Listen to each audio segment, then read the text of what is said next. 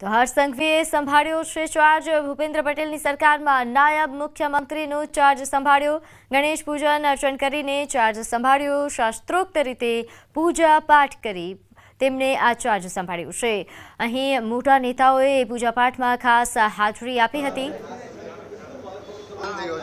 તો રાજ્યકક્ષાના મંત્રીનો ચાર્જ સંભાળ્યો। પ્રફુલ્લ પાનસેરિયાએ પણ પરિવાર સાથે પૂજાપાઠ કર્યા। વિધિ વિધાન સાથે પૂજાપાઠ કરીને તેમણે ચાર્જ સંભાળ્યો। બંને યુવા નેતાઓએ એક સાથે ચાર્જ સંભાળ્યો છે। વિધિ વિધાન સાથે ચાર્જ સંભાળ્યો તો મંત્રી કાંતિ અમૃતિયાએ નવી ઓફિસમાં પ્રવેશ કર્યો અને નવી ઓફિસને ફૂલોથી શણગારવામાં આવી। પૂજા વિધિ બાદ તેમણે ચાર્જ સંભાળ્યો। તમામ મંત્રીઓએ પૂજા વિધિ સાથે વિધિવત રીતે ચાર્જ સંભાળ્યો। આ ઉપરાંત મંત્રી રીવાબા જાડેજાએ પણ ચાર્જ સંભાળ્યો। મંત્રીમંડળનું વિસ્તરણ થયું છે ને મધ્ય ગુજરાતમાંથી આવતા રમણ સોલંકીને મંત્રી બનાવાયા છે। પહેલા દંડક, હવે કેબિનેટ કક્ષાનો દરજ્જો। કેવી રીતે આ સ્થિતિને જોઈ રહ્યા છો? કારણ કે પ્રમોશન થયું છે તમારું ભૂપેન્દ્ર પટેલની સરકારમાં। આમ તો સરકારની વ્યવસ્થામાં જરૂરિયાત પ્રમાણે જ્યાં જ્યાં સરકારને યોગ્ય લાગે એ પ્રમાણે વ્યવસ્થામાં આવતા હોઈએ છીએ। પહેલાં ઉપદંડકની જવાબદારી હતી, અત્યારે સરકારના એક વિભાગની જવાબદારી છે। પણ અંતે તો જનકલ્યાણના કામોની સરકારની પ્રાથમિકતા છે। જે રીતે પ્રજાનો જનવિશ્વાસ વધ્યો છે, અપેક્ષાઓ વધી છે, એ પ્રમાણમાં બધા સાથે મળીને ટીમ ગુજરાત તરીકે કામ કરવાની અમે બધી નીતિ બનાવી છે। આદરણીય ભૂપેન્દ્રભાઈ પટેલ સાહેબે અમને બધાને જનકલ્યાણના કામોને અગ્રિમતા આપવાની અને પ્રજાની અપેક્ષા મુજબ વિભાગ કેવી રીતે સારું કામ કરી શકે એ ધ્યાન રાખવાનું કહ્યું છે।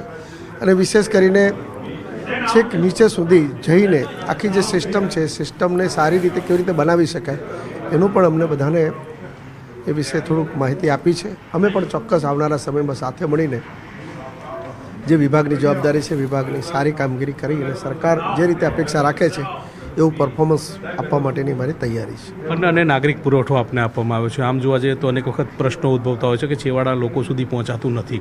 આ સ્થિતિ, આ જે ચેન છે એને કેવી રીતે તમે સાર્થક કરશો? હા, એ ચોક્કસ અમે એક ટીમ તરીકે બેસીને આની ચોક્કસ વિચારણા કરીશું। થોડો પ્રવાસ પણ કરીશું, જિલ્લા સ્તરે જઈશું, છેક લાભાર્થી સુધી પહોંચીને પણ આ સિસ્ટમને પૂરી સમજીશું અને પછી કંઈક નાના મોટા સુધારા વધારા હશે તો હું આદરણીય મુખ્યમંત્રી સાહેબશ્રીને, અમારા ડેપ્યુટી સીએમ હર્ષભાઈને પણ મળીને એ દિશામાં અમે આગળ વધીશું। મધ્ય ગુજરાતમાંથી આપ આવો છો, કોંગ્રેસનો ગઢ ગણાય છે અને ત્યાં આ પ્રકારની સેંધ વર્ષો પછી લાગી છે, ત્યારે આને વધુ મજબૂત કરવા માટે કેવી રીતે આગળ વધશો અને કેવી રીતે, કેટલા પડકાર પણ તમે જોઈ રહ્યા છો?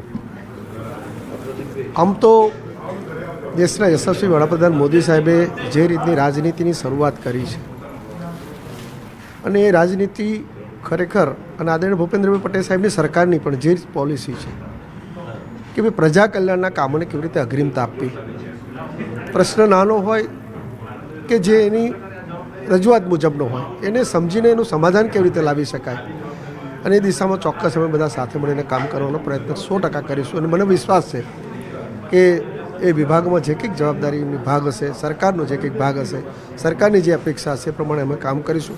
પ્રજાના જનમત